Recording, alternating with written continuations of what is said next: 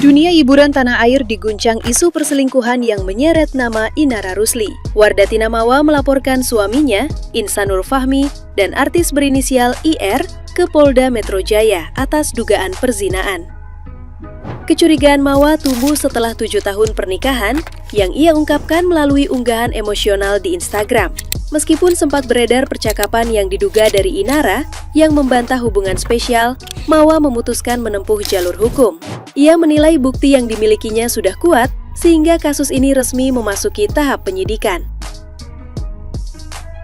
Kasus ini semakin panas setelah Mawa hadir dalam podcast Denny Sumargo dan membongkar bukti mengejutkan. Mawa mengklaim memiliki rekaman CCTV berdurasi 2 jam yang memperlihatkan adegan dewasa. Secara tegas, Mawa membenarkan bahwa rekaman tersebut menunjukkan hubungan layaknya suami istri yang ia sebut sebagai perbuatan zina besar.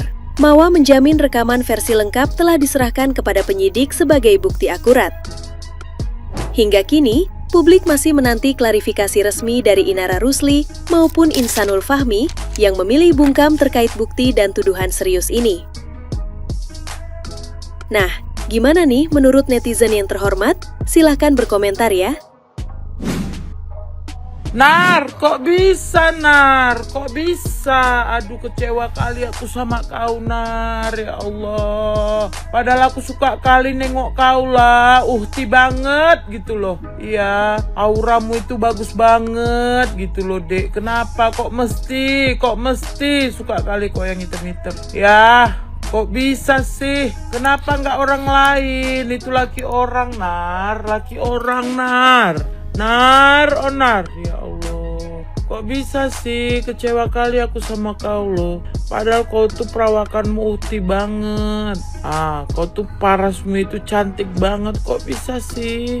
Nar, ya Allah, nggak nyangka aku lo, kasihan lo nanti.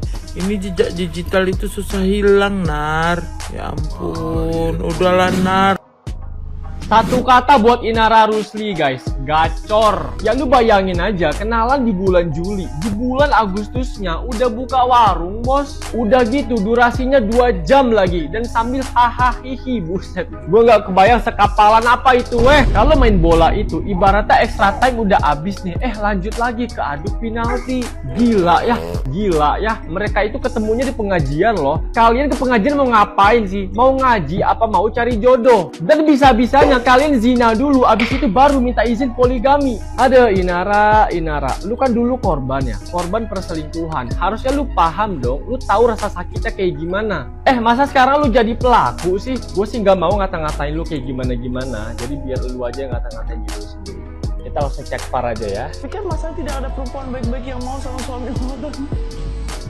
Kan kata orang kalau untuk diri selingkuhan nggak perlu cantik. Perlunya apa?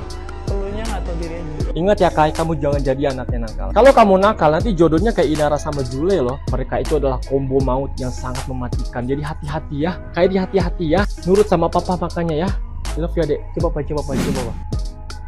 Dipikir-pikir bajingan juga dia ini. Guys, kalian sudah nonton belum podcastnya Denny Sumargo dan Wardah Tinamawa tentang kemudian perselingkuhan suaminya Insan Fahmi dan inisial IR yang diduga publik adalah Inara Rusli. Ternyata mereka sudah terlalu jauh, udah ke hubungan seksual suami istri, hubungan badan. Buset dah, gacor juga lu IR. Dan katanya durasinya 2 jam, fix hyper parah. Saya bingung sebenarnya sama mereka, yang seharusnya lingkungan mereka kan lingkungan orang-orang paham agama, circle dan lingkungan orang yang ikut kajian tuh seharusnya iman dan pengetahuannya tebal, termasuk kemudian pengetahuan larangan zina, larangan melakukan hubungan badan di luar pernikahan.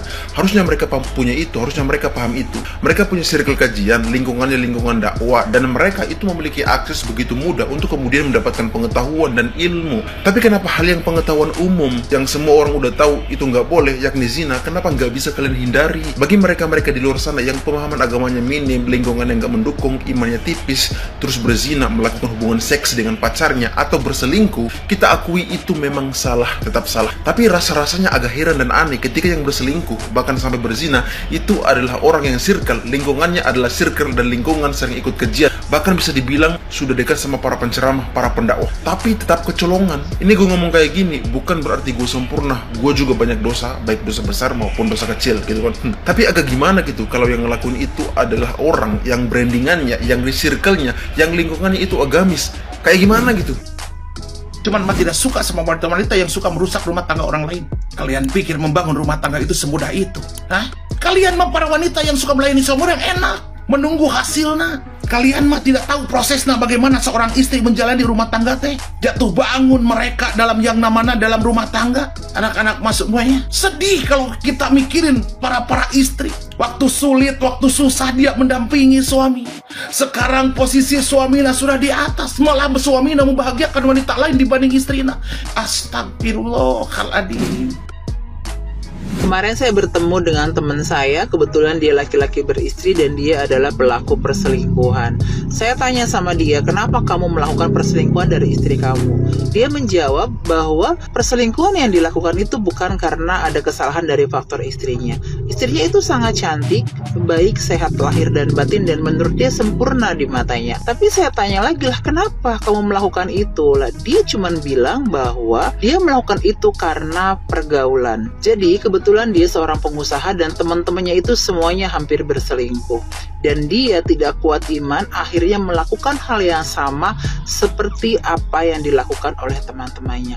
Jadi sebenarnya balik lagi ya, masalah selingkuh itu tidak berarti karena istrinya yang bersalah, tapi memang karena faktor pilihan dari si suaminya, apakah dia kuat atau tidak untuk menjaga kesetiaan dengan pasangannya. Nih ya, buat perempuan, apa sih yang harus dilakuin ketika kamu diselingkuhin entah sama pacar kamu atau entah sama suami kamu? Jangan dar-der-dor, penuh strategi, dan kamu harus pintar juga. Kita bahas ya. Hai perempuan-perempuanku, aku Aurelia Safir, aku yang akan ngebantuin kamu punya progres 1% lebih baik setiap harinya, karena dari small steps bisa jadi big achievement. Beb, aku tahu banget gimana harga diri kamu tuh jatuh anjlok banget ketika kamu diselingkuhin. Ya, apalagi selingkuhnya itu misalnya kamu lihat di handphonenya dia tiba-tiba chattingan sama siapa, tiba-tiba habis teleponan sama siapa, atau bahkan kamu ngegapin dia di depan mata kamu. Nih aku kasih tahu ya, kalau kebanyakan perempuan biasanya ketika tahu saat itu diselingkuhin langsung marah-marah, langsung reaktif dan impulsif. Dar-der-dor. Kamu harus tahu ketika laki-laki dimarahin sama kamu ketika dia ketahuan selingkuh, bukannya malah takut sama kamu, tapi malah mainnya jauh lebih rapi. Terus apa dong Beb yang harus aku lakuin? Beb, pertama tenang dulu. Walaupun aku tahu banget rasanya gak bisa tenang ya ketika diselingkuhin, tapi itu benar-benar harus kamu lakuin dulu. Kenapa? Karena kamu jangan mikirnya hanya jangka pendek atau saat ini aja, tapi jangka panjangnya. Oke? Itu yang pertama harus kamu lakuin. Yang kedua adalah kamu kumpulin bukti-bukti. Kebanyakan perempuan itu jadinya gegabah ketika udah menemukan bukti, tapi langsung marah-marah, langsung gak terima di depan laki-laki. Bukti itu nggak ada. Beb, gini deh, laki-laki udah dikasih bukti aja itu udah pasti ngelak ya. Jadi yang penting bukti-bukti kamu simpen dulu. Kalau misalnya ada foto, ya kamu silakan foto lewat handphone kamu. Kalau misalnya ada sesuatu, kamu simpen di handphone kamu, atau ada video, kamu videoin juga dari handphone kamu. Ketiga, kalau kamu ibu rumah tangga atau kamu duitnya belum banyak-banyak banget, make your own damn money. I'm not joking, Beb, beneran.